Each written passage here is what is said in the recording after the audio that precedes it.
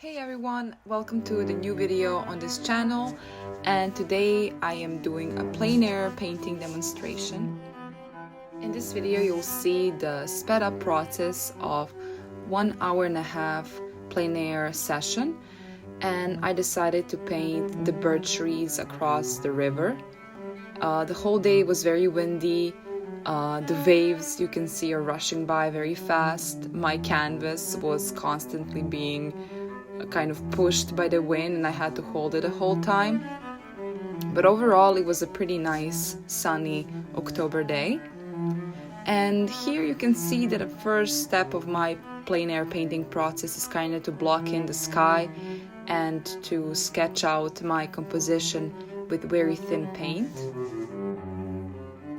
For sky colors I'm using ultramarine blue, titanium white, a bit of yellow ochre and cadmium red, mainly because I mix the orange with these two and I kind of neutralize that ultramarine blue to get that more grayish look.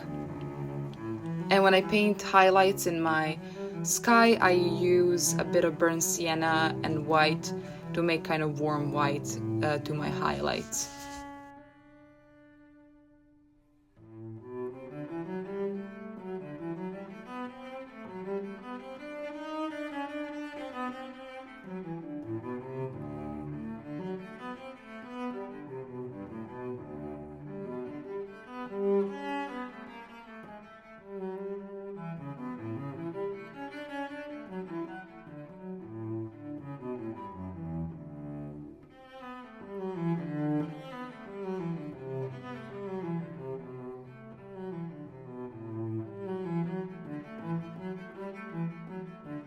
When it comes to my painting process, I really like to block in the big shapes first in two value way, and here I am blocking in my darkest value, meaning the shadow of the trees and behind the trees, with this kind of darkish green.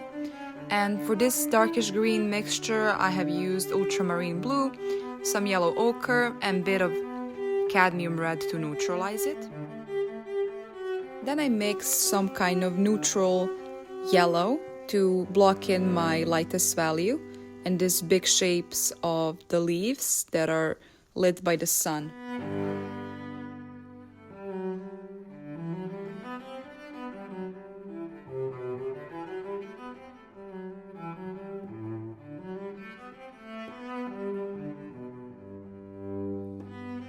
And in this part of the process, I'm not really focusing on details, just the big shadows, big shapes, and until the whole painting is blocked in, I don't really focus on the lightest of lights or darkest of the darks, because it really helps me to focus on the sketch and the first layer, and I don't really get bugged by all of the details, because when you plein air paint, the details can be very overwhelming.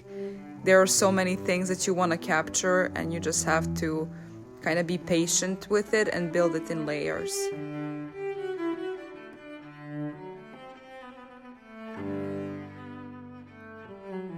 When I plein air paint, I mostly paint the sky from like imagination. I kind of combine all the elements that I saw that day that were in the sky, and I kind of just make the mixture of it all, and I just try to portray kind of the atmosphere of the sky. It doesn't have to be the exact same cloud that just passed. I just like to go for the overall vibe of the sky. And the same goes for my color choices in plein air painting. I don't really get bugged by too many details. I just try to control my temperature and my saturation of color to portray a certain kind of atmosphere. And when it comes to this painting, I really tried to show that autumn atmosphere and really paint those golden leaves as prominent as possible, because that was kind of what grabbed my eye when it comes to this whole scene. And many times when I was going to this weekend house here by the river, those particular birch trees really caught my eye because the way sun lit them and the way they literally look golden when autumn comes, and I had to paint that.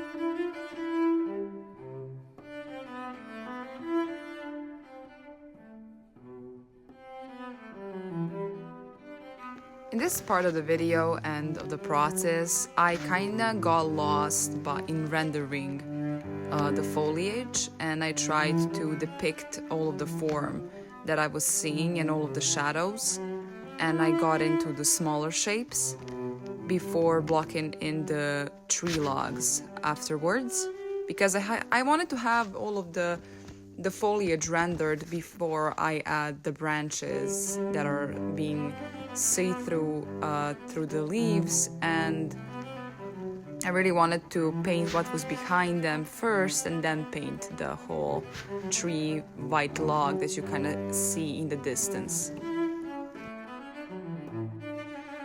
When it comes to my plein air painting setup, I really had to freestyle it all.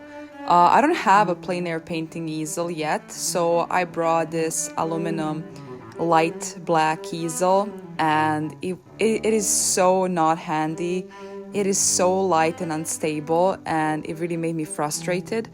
And because the day was so windy, my canvas was being blown away constantly, and in this part you can see me kind of trying to make it all work, because if I move my hand, the picture literally falls from the easel. So that is the next goal. When I make some money off my art, I'm going to buy a plein air painting easel, because I really want to become plein air painter full time, and I really need that as my next part of the journey, and I need that as a very necessary part of my process and equipment, because equipment does really make everything easier. And I also had to bring a small table where I would put my palette. That was also very frustrating. And yeah, I hope I get a better setup for painting that makes everything that it makes it a bit more convenient and a little bit easier. But I'm gonna save that for a near future. Even though it was really challenging, I forgot how challenging it was to capture everything that you see out in nature. It was a very fun experience, and it was very nice time that I spent outside. It's not just about painting, it's being in that direct contact with nature. That is pretty much why I paint. It's because I love nature so much, and that kind of really inspired me to start painting in the first place. And from time to time I have to remind myself of that's the reason why I paint. It's to show how much I love to observe everything that is around me. And I believe that's the magic of plein air painting, is that you're in direct observation of the scene in front of you, and you do your best to kind of showcase the atmosphere of it. So hopefully next year I'm going to have a better setup for plein air painting, which I think it's needed. I really want to grow as an artist, and the direction that I want to go is plein air painting primarily, since that is what I think is the most fun to do, and I find it the most fun.